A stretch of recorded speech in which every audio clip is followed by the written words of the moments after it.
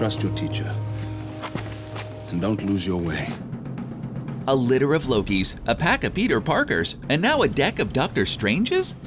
Things have certainly got out of hand. If only Tony Stark had remembered that the Hulk hated stairs. The Avengers' dance with space-time to get their own Infinity Gauntlet led to a Loki that shouldn't be meeting a bunch of other Lokis that shouldn't be, one of which stabbed the only being holding the whole thing together.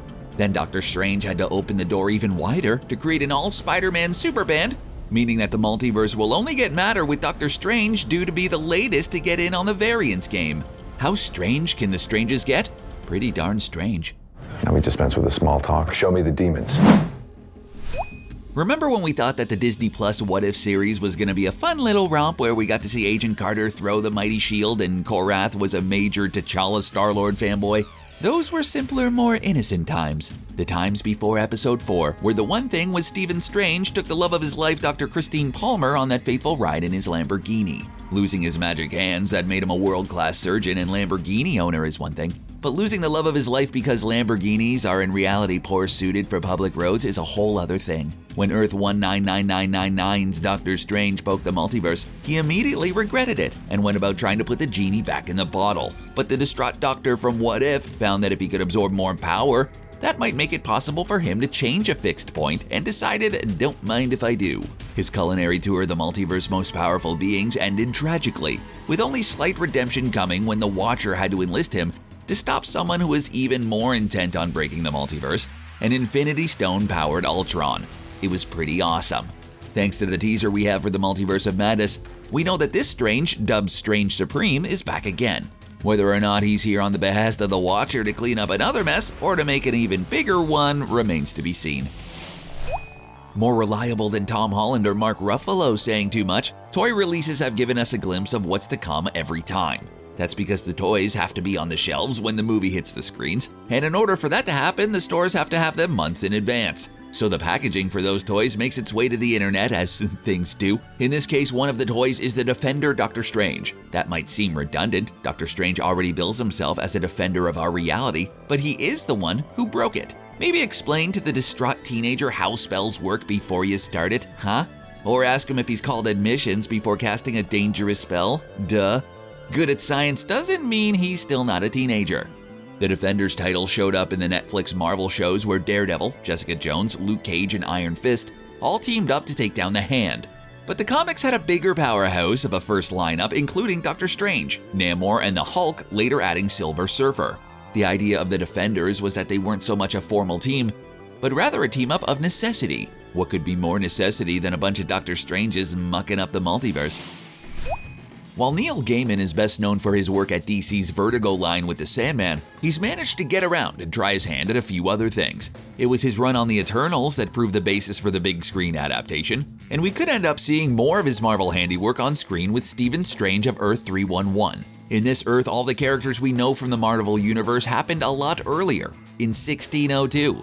Nicholas Fury is a knight, Victor Von Doom is Otto Von Doom and a count. Not actually much change there. Captain America is actually Captain America from a still different Earth's future whose super soldier serum involves spiders. It's a whole thing. What's relevant is, through the course of the story, Strange pays a visit to Uatu the Watcher, who by now everyone should know takes the role of do not interfere about as seriously as Kirk took the Prime Directive. The result is this 1602 version of Strange gained knowledge of the future and the multiverse. He might have even had time to see it coming, and know that Earth 199999 Strange is about to muck everything up. Is that enough nines? I can never tell. Far from the flung past to the slightly less far-flung future comes another Strange, this time in the form of Genie Strange. Get it? Genie? Aha! The comic book world is always cute with the names. She's not really a Strange, but instead uses the name while she uses magic. Mostly summoning things and then having to go all kinds of wrong and eventually being possessed by a demon. You know. She joins the rest of the heroes from 2099, which devolved into a series of resets once all the wrong people got a hold of time machines and reality-skipping devices. Like other Stranges, she's not affected by these changes, which really just invites her to make things worse, trying to fix a problem only she can see. This makes her a prime candidate for some multiversal shenanigans. The animated What If isn't the only What If where a version of Doctor Strange broke bad. In What If 18, The one change that sets things off in a different direction is Mordo gives Strange exactly what he asked for right up front, and heals his hands and allows him to go back to surgery. No lessons learned, no humbling of his nature, just a minor setback before taking his place on top of the world. When his unchecked arrogance gets his license revoked for malpractice, Mordo offers to teach him the power of magic. But you know how this works, the first one's always free. Eventually, Mordo introduces Strange to his source, Dormammu. There's shenanigans, betrayal, Strange tries to kill Eternity itself because he does nothing the small way, and eventually the Ancient One has to get a sorcerer super band together to stop him. An evil Strange team-up might just be the thing for good guy Strange, since both are so power-hungry that they'll take each other out eventually. Oh, bad guys, think of what you could do if you just got along. Wait, is that advice I should be giving? The whole concept of the multiverse in comics was to deal with the problem of an overbearing continuity. If comics followed that continuity, Peter Parker would be in his 70s and Bruce Banner well over 100 years old. That's an old Hulk. The multiverse is a way to refresh the stories. When those multiverses start to buckle under their own weight, you have a crisis or a secret war and collapse those realities into one new one. One of those refreshed realities was Marvel's Ultimates, otherwise known as Earth 1610. In this reality, Steamin Strange has gotten old and passed the magic wand onto his son, Steamin Strange Jr. Unfortunately for Jr., Strange bounced from this entire plane of existence as soon as he found out he was about to be a father. How rude. His mom, a former student of Strange, decided to keep his son out of the magic world, but on his 21st birthday, Wong came along like a white owl to let him know he was full of magic, Harry, which he used to be a new age guru to rich people. Naturally, he eventually gets into that whole saving the world game until the end of the Ultimates universe, where Dormammu used his own sass to squish his head like a grape. Ew. That ended on a cliffhanger that suggested Papa Strange was back, so maybe he can finally get the redemption after all. Over in the satirical end of the Marvel multiverse is a place known as Earth 7910121, otherwise known as Duck World. You know, because everyone is ducks.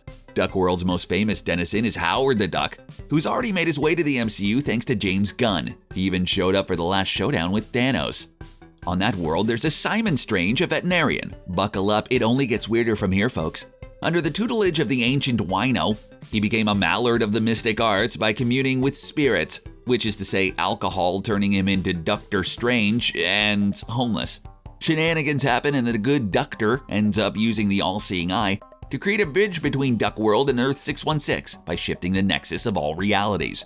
Something that's sure to play a role in the multiverse of madness. Wait, they're all ducks? Okay. Oh, we're not done being weird yet. Earth 8311 is home to a certain spider that was bitten by a radioactive pig and became Spider-Ham, because the Marvel bullpen wasn't satisfied with one satirical universe. No. You guys don't get it. This one is full up of anthropomorphized animal versions of your favorite 616 heroes, including one Steamin Strange.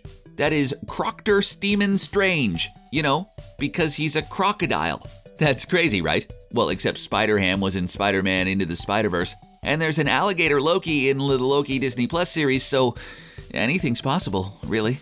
Come on. There's a very likely, if also very obscure version of Doctor Strange that has a vested interest in the various realities, specifically the nexus of all realities, located in a swamp in Florida, which actually explains a lot. In Earth 616, that nexus is guarded by the Man-Thing, a shambling mound of horror that used to be the dude named Theodore Sallis.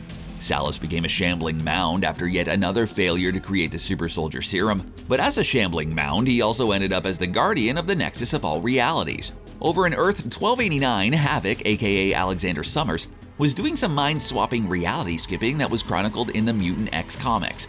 There, it's Doctor Strange who ended up having to watch the door, so to speak, and also apparently was taking fashion tips from the Shadow Weaver from She-Ra. In his case, the nexus of reality ended up in Summers because, you know, comic books.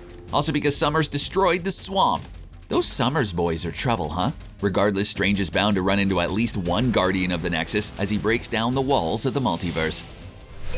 The last possibility isn't really a Doctor Strange, so much as it is the guy who got the Sorcerer Supreme ball rolling in the first place, Agamotto, as in the Eye of Agamotto. He's also created other artifacts and wrote the book on magic, the Book of Vishanti. He also joined a sort of proto-Avengers squad in 1 million BC, with a host for the Phoenix Force, Odin, and Iron Fist, the first Black Panther, and a Ghost Rider that rode a giant flaming mastodon, because why not?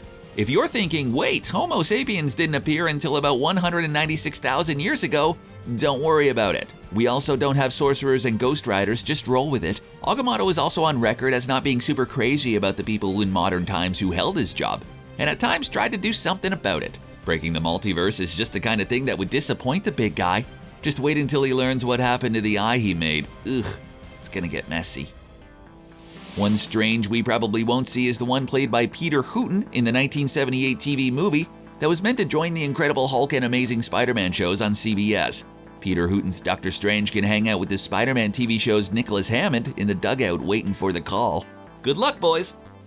Gotta be kidding me. Where is this guy?